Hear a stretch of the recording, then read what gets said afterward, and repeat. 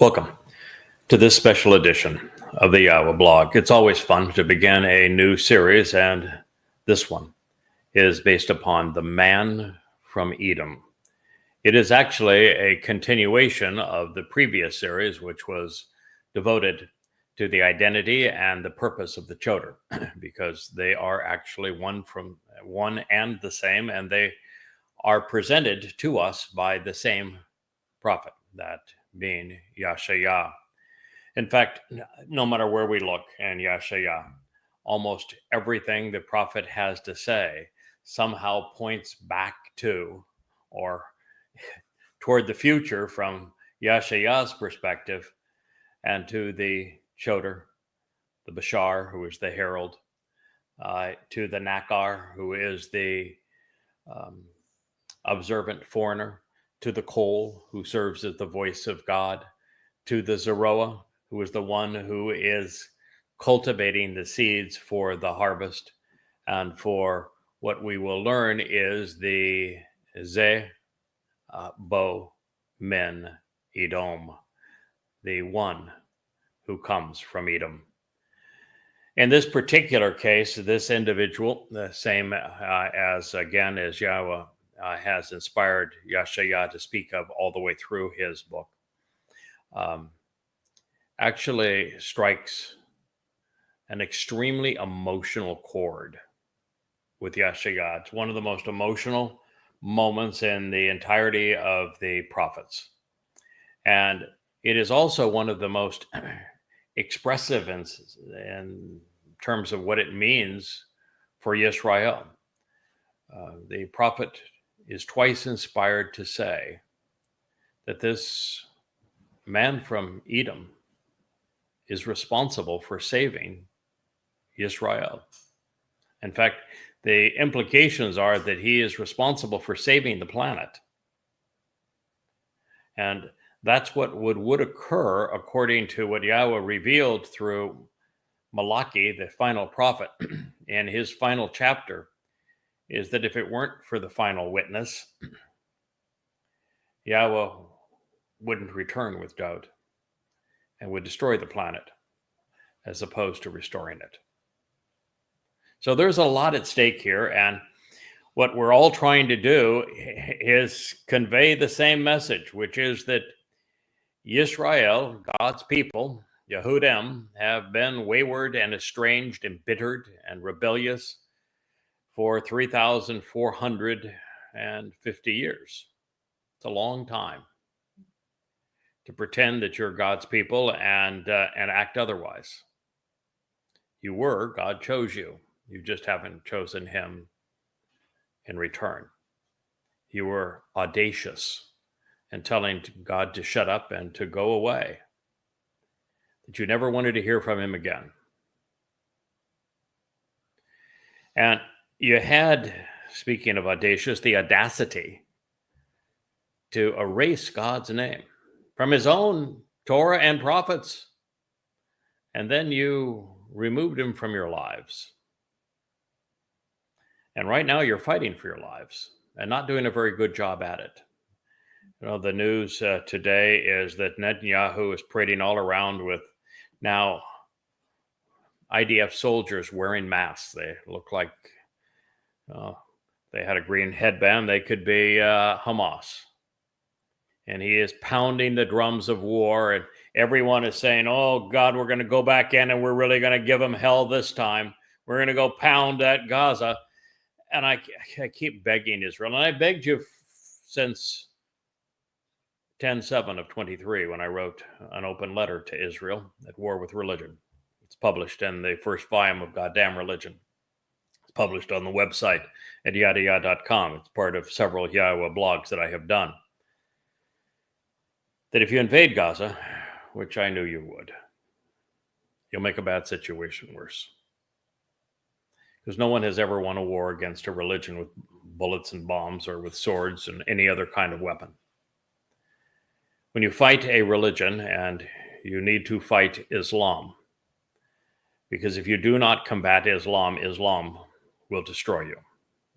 Islam was conceived to perpetrate genocide on all humankind, beginning with Jews. And Muhammad and Allah had their way with Jews in Arabia, effectively killing all of them.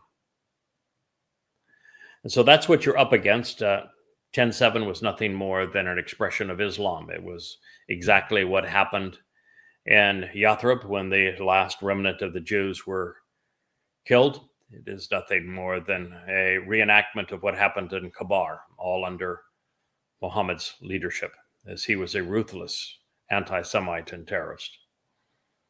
And so knowing this is essential to saving you, and part of the job of this man from Edom, who is dressed in red because he has been willing to defend Israel from this horrible foe, and he will actually sacrifice his life to save Israel, is a man in red. He's been bloodied in his defense of you. And since I am that man, I have earned the right and will continue to earn the right to speak to you this way. Israel. It shouldn't have been necessary. But as we will learn, Yahweh searched through the centuries to find a single Yehud, a single Yisraelite, through whom he could speak, through whom he could act, who was willing to listen to him. And you know how many he found in 2,700 years? 0. I am here looking you in the eye, speaking to you this way, because God couldn't find anyone else. He couldn't encourage a single one of you to pay attention to him. And why I may have many qualifications that God found appealing, it doesn't even matter. I was the only one who was willing to listen to him. And he did the rest. So the story I'm telling you is actually my story. It's a story written by the greatest of the prophets in Yeshaya. You need evidence of this, you'll find the great Isaiah scroll, the entirety of his message in the dome of the scroll. It's all there. It's all printed online if you'd like to read the great Isaiah scroll there as well.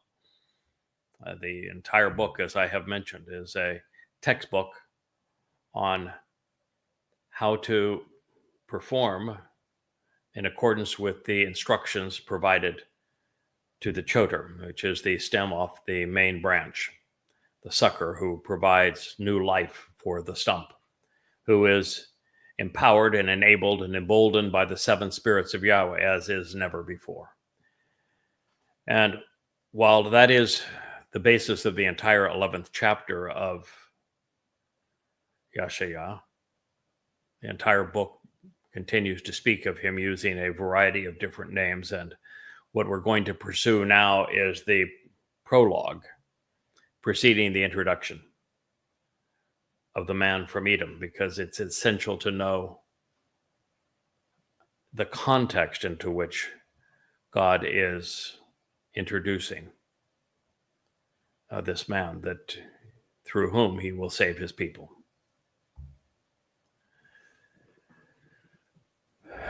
For the sake of Zion, for the benefit of and with regard to the signs posted along the way. I dare say that prior to me writing these books behind you under the Yada Yahweh brand, that there wasn't a single person on earth who knew what Zion meant, or that would share it with the world. Zion is not a political ideology. Zion is not a religious mantra, which is how it's depicted everywhere that you will read it. In fact, it's even misspelled with a Z. There is a Z in the Hebrew alphabet, but Zion's not written that way. It's written with the Tasday, with the T-S-Y-O-W-N.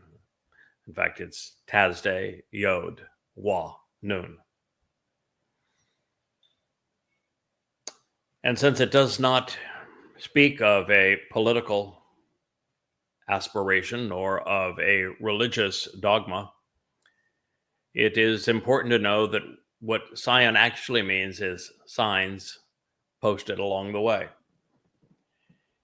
It is not so much a mountain as it is a ridge line on a prominent mountain, the most prominent mountain in the world, Moriah, which means to revere Yahweh. On the top of the summit of that mountain once stood the home for the covenant family and for Yahweh's name. It is now blighted with the boil of the Dome of the Rock and stained with the scar of Alas Gamask. I will tell you, so that there is no misunderstanding, as the man from Edom, I will remove both.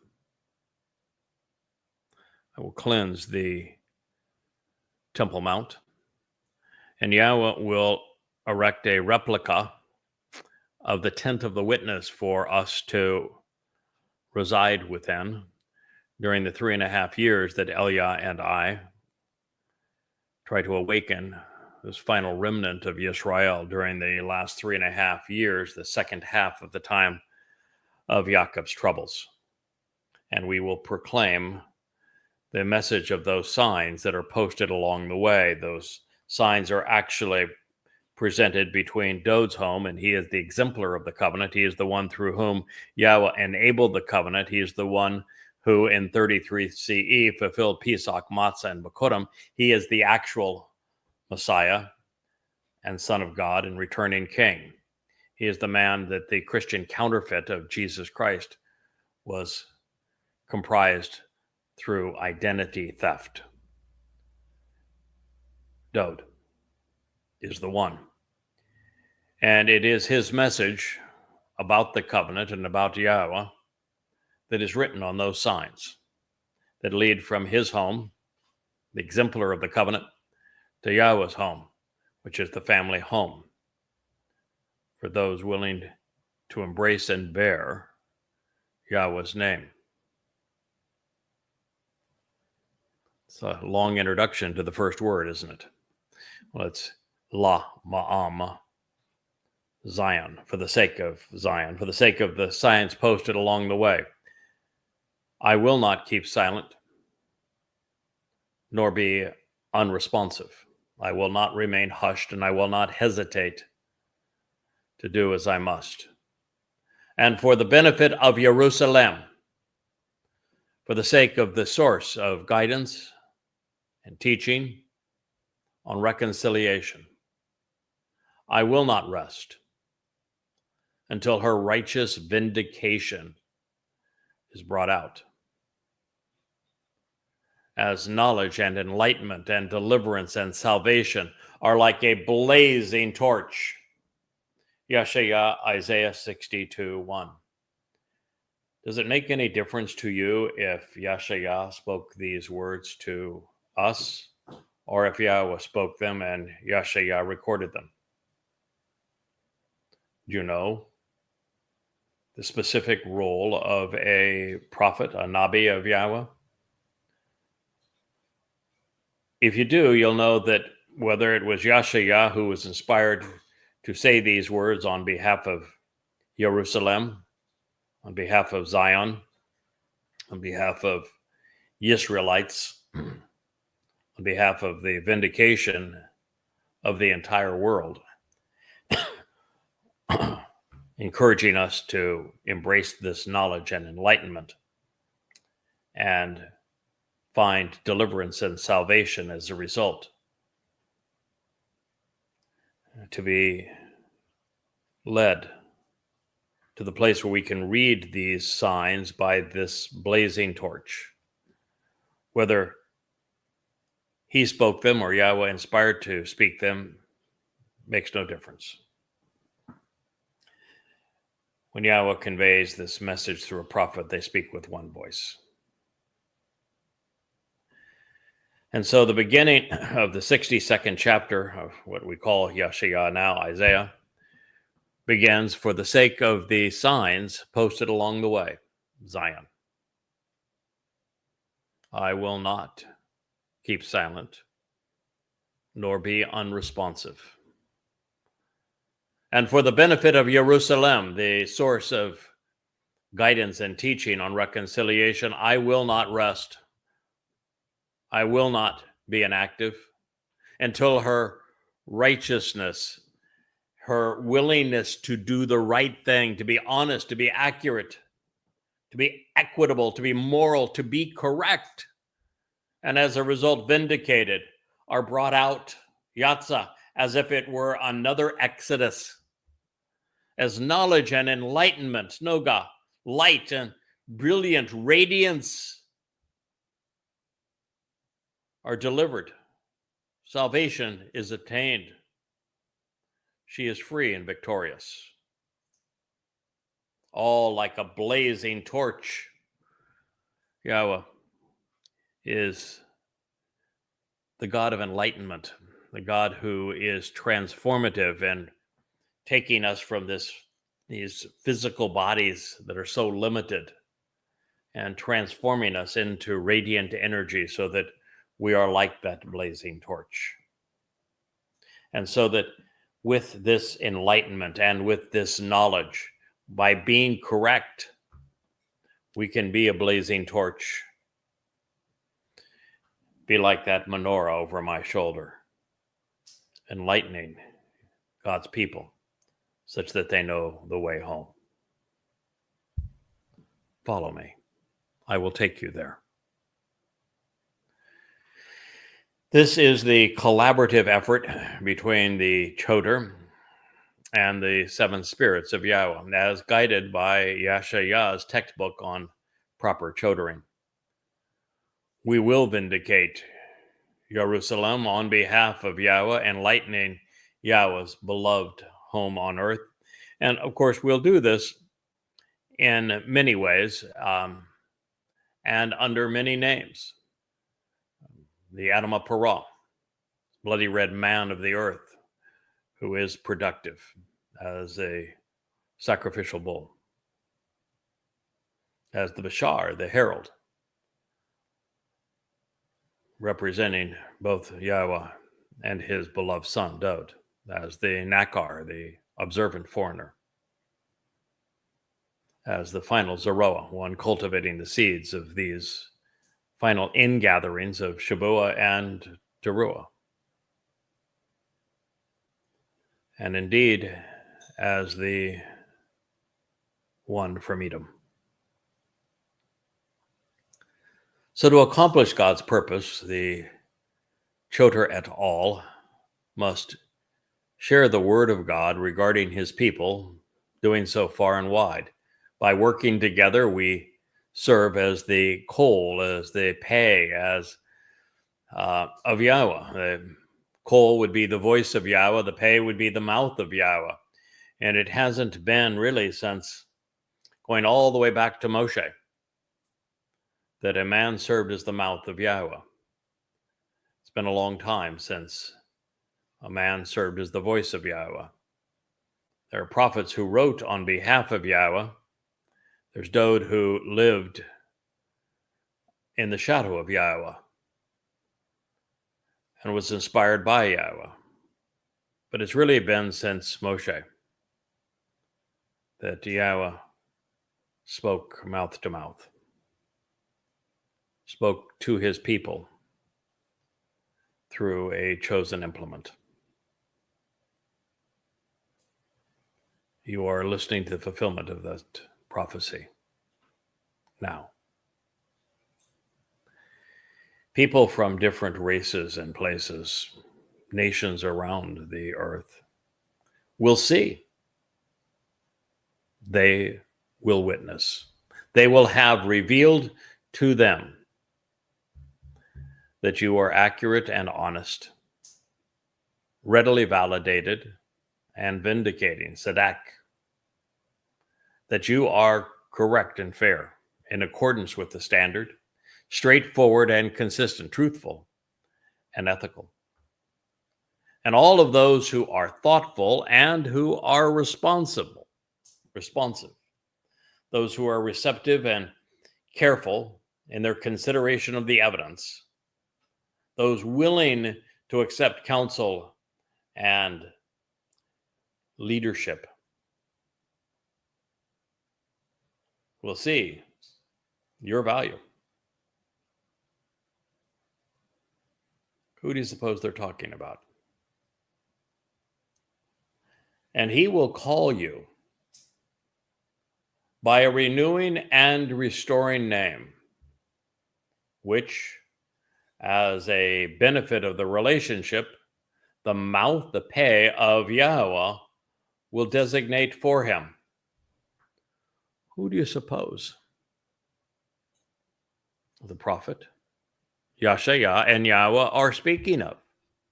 They're saying some rather extraordinary things. They begin by saying that this is for the sake of the signs posted along the way between Yahweh's home and Dod up the ridgeline of Moriah, that they will not, whether it's Yashaya or Yahweh, I'm going to use they because it's really both of them, will not keep silent. They will not be unresponsive. They're going to act in this regard. They're going to speak through this individual for the benefit of Jerusalem. They will not rest until Jerusalem is right, until it is vindicated. That has not happened. It is ongoing. This will actually occur on the Shabbat of September 24th of 2033 in year 6000 Yah, just 10 days before Yahweh and Dod return.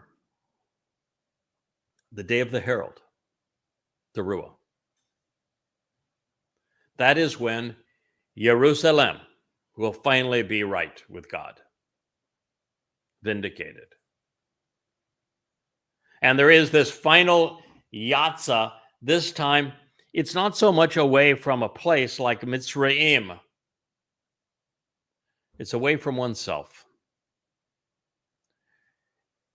Israel, God is calling you away from what you have been, who you are at this moment. You are your own worst enemy. He's trying to deliver you from yourselves, and to do that, he has called on this Goy to deliver and save you from yourselves.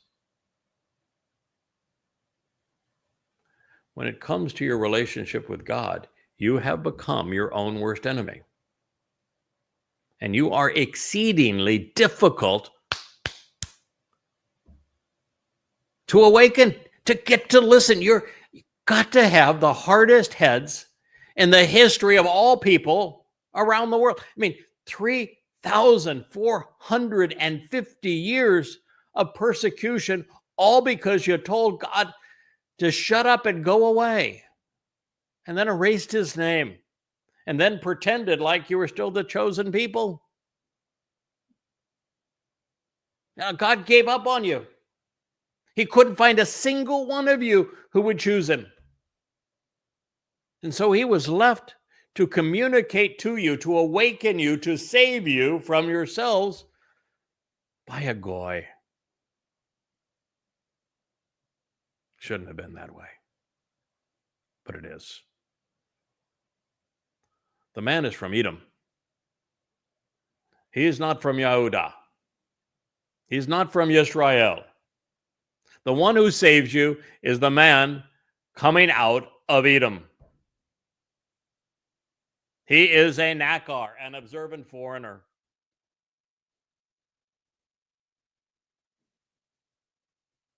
For the benefit of Jerusalem, I will not rest. I think this is actually in God's voice. I will not rest until she is correct, until she can be vindicated, until she's willing to do the right thing. And that she, Yatza, experiences an exodus, but this time from herself. Do you know what that means? The exodus is from who you are. so that you can be correct for the first time in 3,400 years, so that you can be vindicated and that you're brought out knowledgeable and enlightened into the light, delivered finally and saved by this blazing torch that Yahweh is bringing into your presence. It's now looking you into the eye, speaking eye to eye, heart to heart, a final melding of the minds, reintroducing you to Yahweh, reacquainting you with your Messiah, Dod, refamiliarizing you with the conditions of the covenant and the path to it through the Mikra invitations to meet with God and to be called out from who you have been.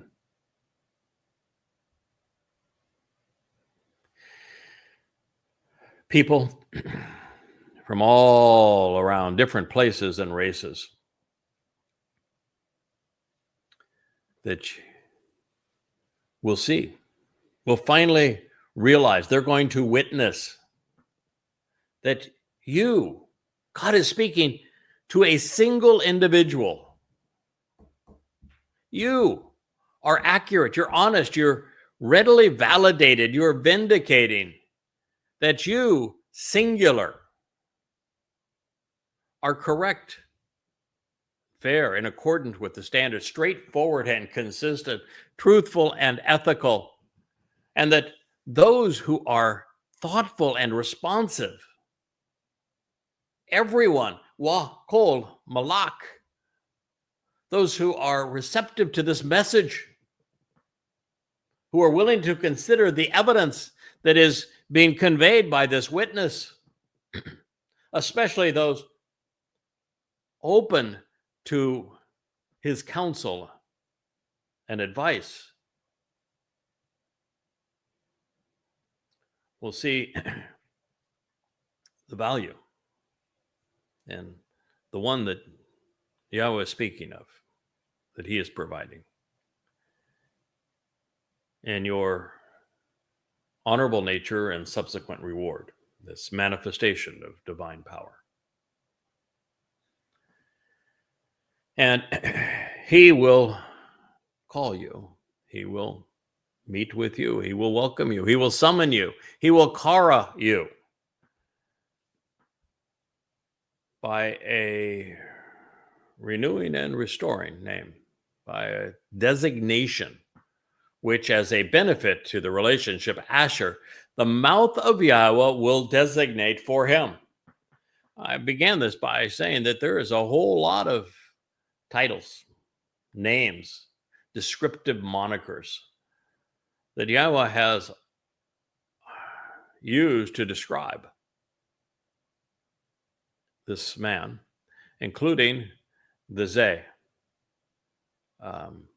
Bo, Men, Edom, the one who comes from Edom,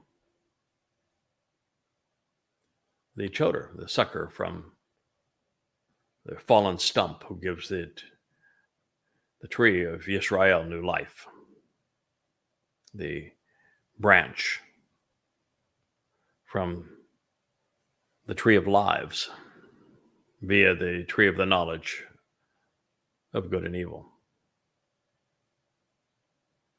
This club that must be wielded against those who are wrong and deserve recompense. The Bashar, human herald. The Nakar, observant foreigner, who is finally responsive. The Zeroah, one cultivating the seeds that grow into a productive harvest. The Adamah Parah, the bloody red man of the earth, who is ultimately fruitful and productive.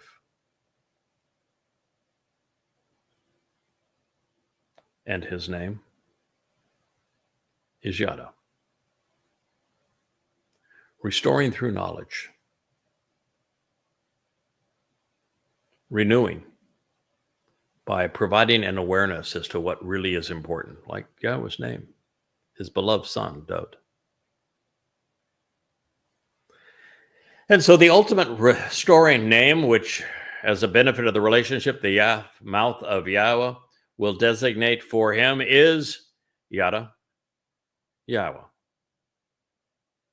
To know, be familiar with, acknowledge, and understand Yahweh. Yashayah, which means Yahweh delivers, Yahweh saves, Yahweh liberates.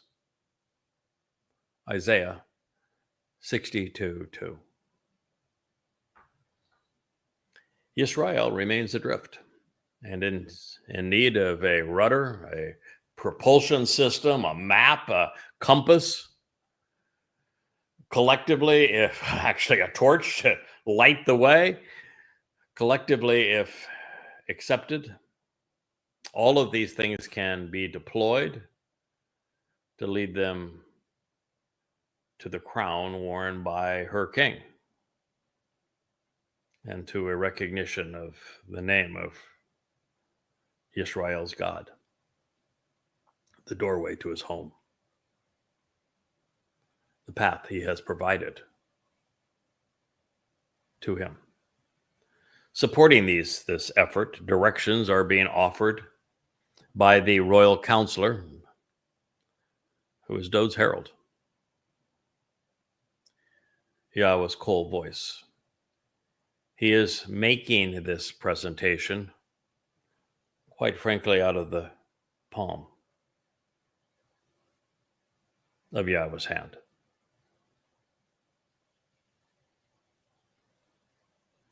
He does not come to you on his own initiative. He is not self-supporting. He has no agenda of his own. He seeks no following. He will accept no donations. He will deflect all praise. He is actually a servant, not a leader in his eyes. He serves Yahweh on behalf of Yehudim.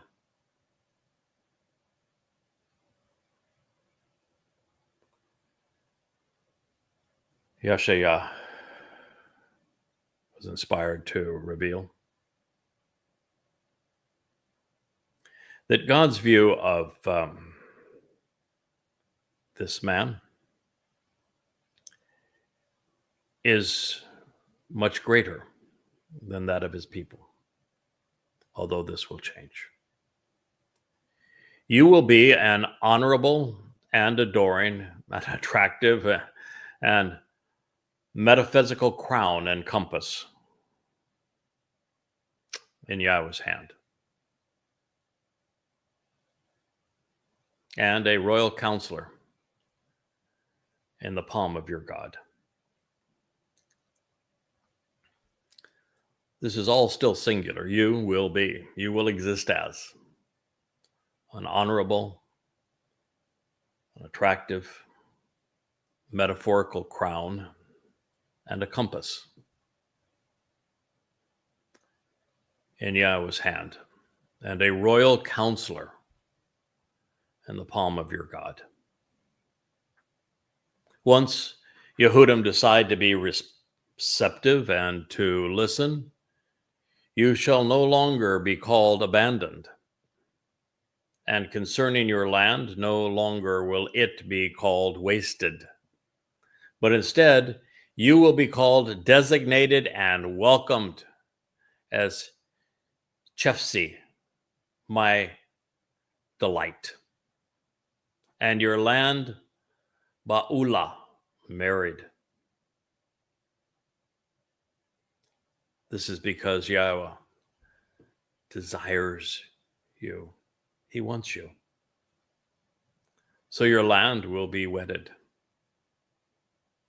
in a state of matrimony. The transition from singular to plural is also a transition from azab, being forsaken, and shamara, wasted, to kara, welcomed, and to shefsi, delighted, leading to ba'ula, married, and tibal, wedded, and a state of matrimony. And it's all manifest by the Kadash, the renewing and restoring one, serving as the pay, the mouth of Yahweh on Yom Teruah, the day of the herald. Then the Adamah Parah, the bloody red man of the earth who is productive, will be sacrificed as the red heifer of Numbers 19 to prepare the adulterous woman of Numbers 5 for Yisrael's betrothal and for marriage, metaphorically, to the returning Messiah and King Daud.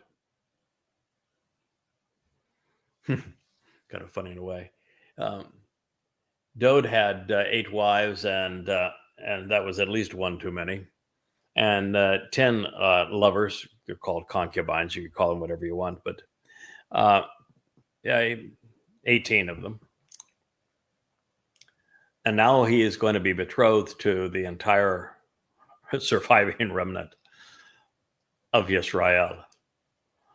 I've always known that I would not do well with more than one wife, or with a whole bevy of concubines, and knew that I did not want Doe's job. That I was delighted to serve him, honored to serve him, but didn't want the job of leading Yisrael. It's a tough job. It's a tough job just to awaken Yisrael. Tough job to be his herald. I can't even imagine the responsibility of having that job. I wouldn't want it. But now he is going to be betrothed to all Yisrael.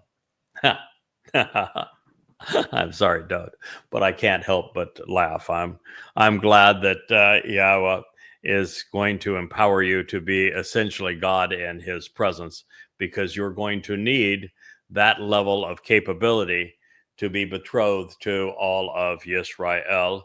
And I am also delighted that you will have earned the respect of your bride by having fulfilled Pesach, Matzah, and Bokorim to prepare the way for your bride to be perfected. And I am, of course, delighted that I will have earned your respect by being the principal agent that Yahweh will deploy to perfecting the adulterous woman, to cleansing the adulterous woman, so that she is no longer a harlot, a religious harlot. And that, of course, is the purpose of the sacrifice of the Adamah Parah. So it's quite a situation here. I am serving you in this way and providing the means to prepare your bride and to resolve the issues of the adulterous woman as the Adamah Parah. And I get to witness you being betrothed to all Yisrael and giggle in the background and say, boy, am I glad that's not me. But knowing that I made it possible, and this is something that Yahweh has envisioned for you, and now I, of course, will also chuckle and know that there's a reason Yahweh says that when you return, you're going to be Elyon, essentially God in his presence, because you're going to need it. I'm glad again that it's you. So this is the story that is being told here, and we are working together. Even if I giggle in the background at this moment, knowing that I can assure you that while underlings have typically shown a covetous instinct and a greedy thought that they would like to be the big guy that has that seat of responsibility, I can assure you that Dode will have no such rival amongst his principal supporter. I am delighted for you, big guy. So, of course, these marriages are symbolic of the reconciliation of the covenant and restoration of God's family, and they're going to be celebrated as such on Yom Kippurim, the day of reconciliations, and the capacity of Dode as now returning as a seven-dimensional being, as brilliant as the sun and God's light, is going to make it possible for him to fill these sandals. The text reads, by way of comparison, a fine man, an exceptional bridegroom, an exemplary individual who is battle-hardened and capable, resilient and strong. Boy, you're going to need it, pal. Marries a virgin, comes to possess in matrimony a Bethulah, a young woman without any sexual experience. Yours. I'm not going to trade with you, pal. No trading here. Your sons shall wed themselves to you. It's of course this is metaphorical. That we're not. I was not suggesting incest by any stretch of the imagination, but he is saying that we will all be one happy family, that the covenant is to some degree a wedding vow, and that it's a marriage commitment where we agree to work together as a family unit. And as you have no doubt heard or figured out, since Dode had 8 wives and 10 lovers, it's not monogamous as it relates to the scope of the human participants. And in this case, my king gets to marry all Yisrael. That away, bud. No better man. So it's not monogamous from that point of view, but it is completely monogamous as it relates to our relationship with Yahweh. So it says, shall wed themselves to you, and the bridegroom, that's you, Dode, I'm sure you figured that out, rejoices and is delighted. And he is delighted for the bride. Your God will be pleased for you.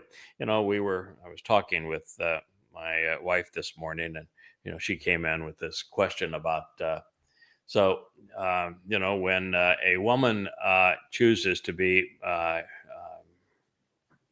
at least romantic with you on very early in the relationship, what are your thoughts about that woman? And I said, my thoughts over time have changed. When I was a young man, and I was typical of young men, and I thought that the purpose was to pursue women for that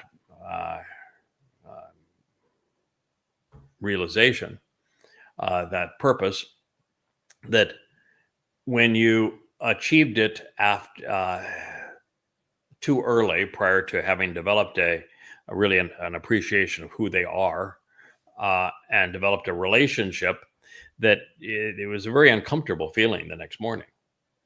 I said, but that actually changed for me when I grew up, and when I left a very unhappy marriage after 36 years, and began to experience romance and intimacy and relationships that were mature with women. Because I realized that while there was a process to all this and interaction to all of it, that all of which was meaning, it was no longer a singular pursuit. There was no selfishness in it at all. It was a realization that we wanted the same thing: human contact on a meaningful level, and in a relationship that was intimate on many levels. And that this human contact and the quality of a caring relationship is something we both wanted equally. And so long as we were receptive to that and we sought the same things together, that intimacy was never anything other than part of the positive aspects of relationships and worth celebrating. And so that is the bridegroom, Dode, is actually rejoicing and delighted for the bride, as he should be. She is getting every bit as much out of this as he is. It's for the first time, the adulterous woman is prepared to be queen, to marry her king. It's marvelous. And your God says, and I'm pleased for all of you. Marvelous. Yeshaya, Isaiah 62:5, brought to you by the giggling herald, who's also going to be delighted for everybody that is there, including his king and for himself. My wife, of course, is the producer of this program, and she's also giggling in the background.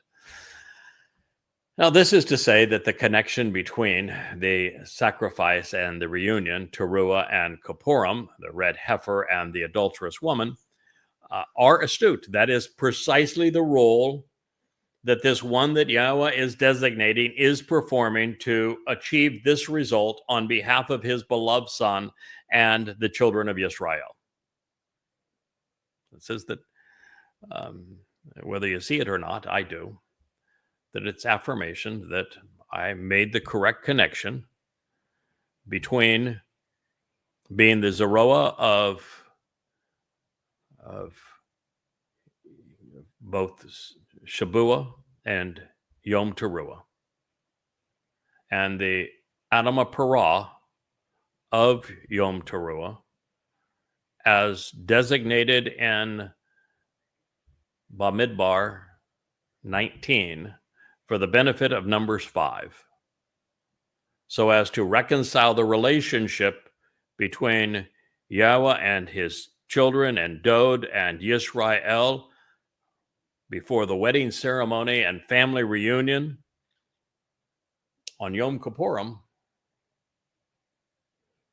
is an accurate picture of what God is painting. That's why I'm sharing it with you. And it is here that we find the preamble to the story of how the one from Edom is going to save a great many. Only one ever designated as such, as saving a great many.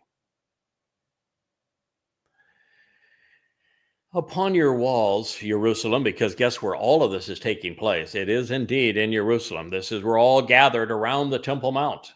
Temple Mount at this point is gushing forth in torrents of dancing waters, cleansing waters. There's this enormous spectacle of flames racing up to the heavens that Yahweh has ignited.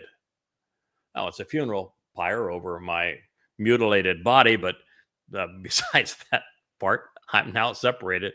Soul is separated from the Bashar, so I'm there enjoying the scene as well. But Jerusalem has turned into the greatest show on earth. And the showman is the greatest showman in the history of humanity. It's Elia. He is the master of ceremonies for this great event. And upon your walls, Jerusalem, I will summon and determine the number of observant. Yahweh is calling his people home, those who are willing to shamar for the first time, closely examine and carefully consider what is all being revealed in this massive show of Yahweh's divine influence over his city. And your walls are finally going to reflect the goodness of your God. And they are no longer going to reflect your recalcitrance. Because you cannot be observant unless you're responsive. And all day and all night, they will continuously exist, never inactive or silent, and always remembering that those who associate with Yahweh are never silenced. They're never inactive regarding you. This is the great reawakening, the homecoming, the family reunion, the ultimate betrothal of what was the adulterous woman, now perfected and cleaned by way of Teruah, so that Yom Kippurim happens in year 6000 Yah. We're now celebrating this great family reunion on October 2nd, October 2nd, 6:22 p.m. as the sun sets in Jerusalem. The 2nd of October, 2033, or 6,000 Yah, 120th Yobel year. This is the most amazing spectacle in the history of our planet. It is the return of the Creator God of the universe with his beloved Son, our King Daud. So all day and all night, they will continuously exist, never inactive, never silent again, always remembering, never forgetting, constantly recalling. And Zakar is also the memorable man that those who associate with Yahweh, this memorable man in particular, he's never going to be silenced. He will never stop. He is the ultimate energizer bunny of awakening Yisrael. All for you. Yeshaya 62:6. There has been a long silence, but the words once spoken here are long remembered, and they will echo off her stones yet again. The voice of God has been silent, but he will not remain so. Yahweh is addressing his people even now as he speaks through his chosen Pei and Kol. And so, you should not allow him to be silenced, neither inactive nor stopped. You should not cause him to be incommunicative, silenced or overwhelmed, or even pause or rest. Striving as he seeks to be this witness, effective for you. Don't allow anyone to impede his progress or to censure his message. Do not permit anyone to stop him. Call imperfect, Joseph, with Nathan being negated, either the observant spokesperson, free will be curtailed for a moment, or there will be no pause in the work or cessation of the communication. So the prophet is communicating that God will ensure that no one silences or interrupts him. I think there's a little bit of all of this here, in that God has a lot riding on this. He has a countless malach surround here that probably don't even need to turn on the lights to broadcast this program. He has his 7 spirits inside of his chosen implement to convey his message. Nothing on earth could stop him. Nothing. The world could go ahead and inspire that nuclear war that is trying to cause with Russia. Or it could allow Iran to develop their nuclear bomb, and it could be set off, and it would be no phasing either Jerusalem or the implement Yahweh has called to call you home.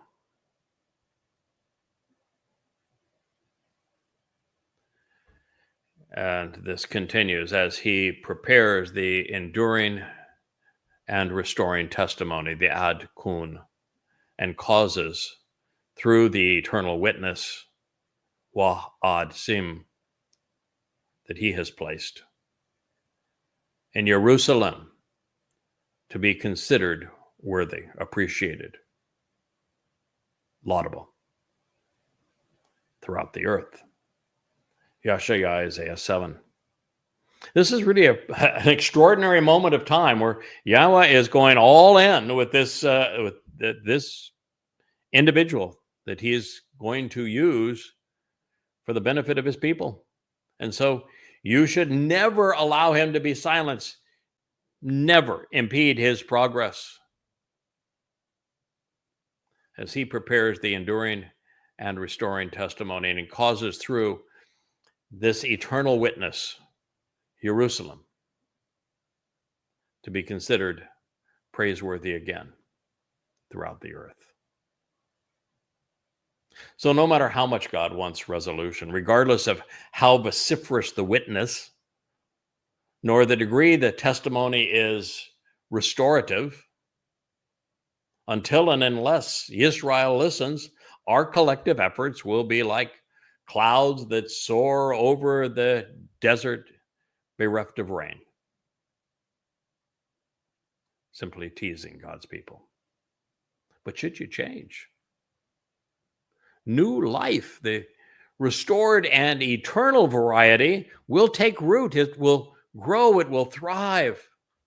And for this purpose, Yahweh's long intermission and silence will finally be resolved, restoring the relationship through the restoring witness, whose voice will reverberate throughout the earth, at least among those who are willing to listen. We know this to be true because Yahweh has promised to provide a final Zeroah to cultivate the most productive of harvests. Yahweh, an accurate presentation of the name of our Eloah, God, as guided by his Torah instructions regarding his Haya existence, has made a promise, Shabbat. By his right hand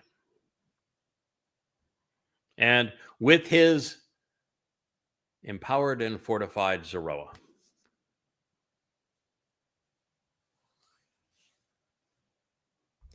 His capable arm, who sows and cultivates the seeds of the harvest and seeks to shepherd the flock.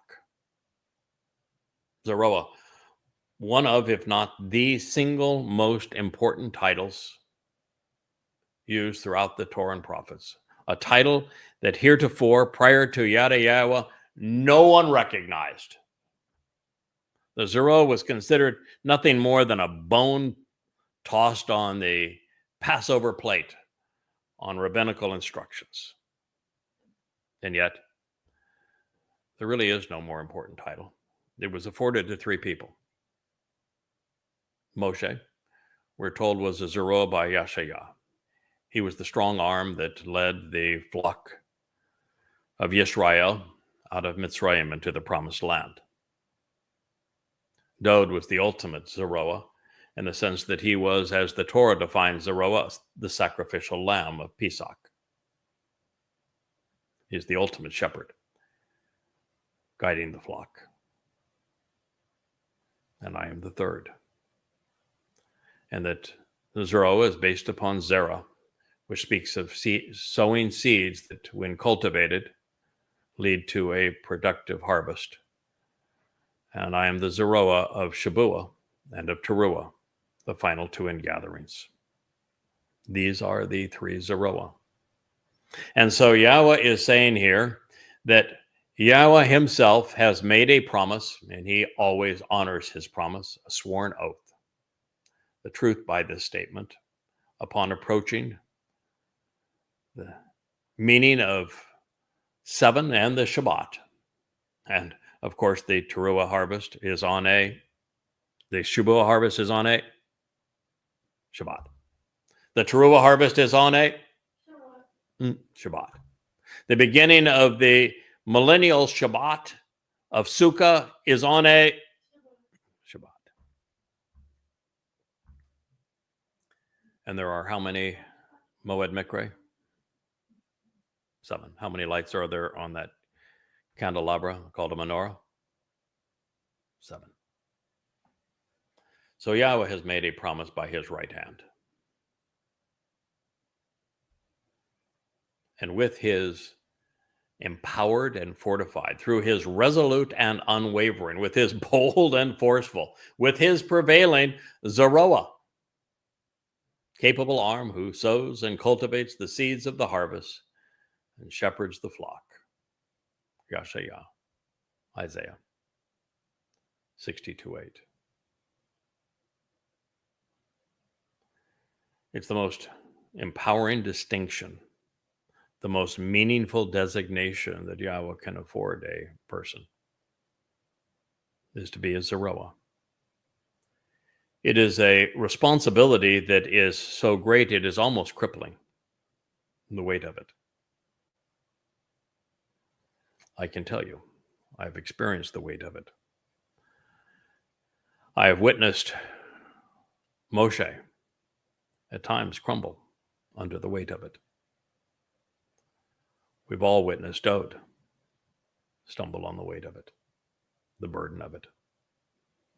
It sounds grand to be used by God and to be in that company, and it is a great honor. There's nothing that is more important, more valuable, more rewarding, more enjoyable than serving Yahweh and his people this way. But I'm here to tell you, Israel, you're a tough audience. You treated Moshe like crap. You treated Dode poorly during his life, and far worse in his second. You won't get that opportunity to treat him poorly in his third, I can assure you. The burden of being responsible for cultivating the seeds that lead to a productive harvest of people who don't want anything to do with Yahweh. It's tough. But we're never going to give up. We will prevail with a meaningful number of you, and if not even a significant number, although I think the number is significant based upon the text that Yahweh reveals pursuant to the man from Edom. It is a great number. Far more important is the quality of the individuals who will be there. So this is the conclusion of Yashayah, Isaiah 62. And in our next program, we're going to transition into more of this text. And we're going to actually step backwards into Yashayah, Isaiah 53, because, well, there the great prophet asks, before revealing one of the most profound insights in human history, as to whether or not anyone has been able to determine the identity of the three Zeroah. Now, I just told you who they are. But prior to me telling you who they are, nobody even knew that there was a Zeroah, much less three of them. And so Yashayah in the 53rd chapter is going to specifically ask the question, do you know who this person is? Because until you know who that individual is who has determined that Zeroah is a title and it applies to three men, you're not in a position to appreciate which follows, which is how the Lamb of God carried our guilt away. And it was because we have all gone astray. And what that pertains, how that pertains to Dode and how he fulfilled Chag Matzah after honoring the promise of Pesach and opening the doorway to life. So I'm going to leave you at this point. I know it's a bit of a cliffhanger, but maybe that'll bring us all back together as we open with part 2 of the man from Edom, that according to God saves many. I thank you for listening. I am Yada, and this has been an episode of the Iowa Blog.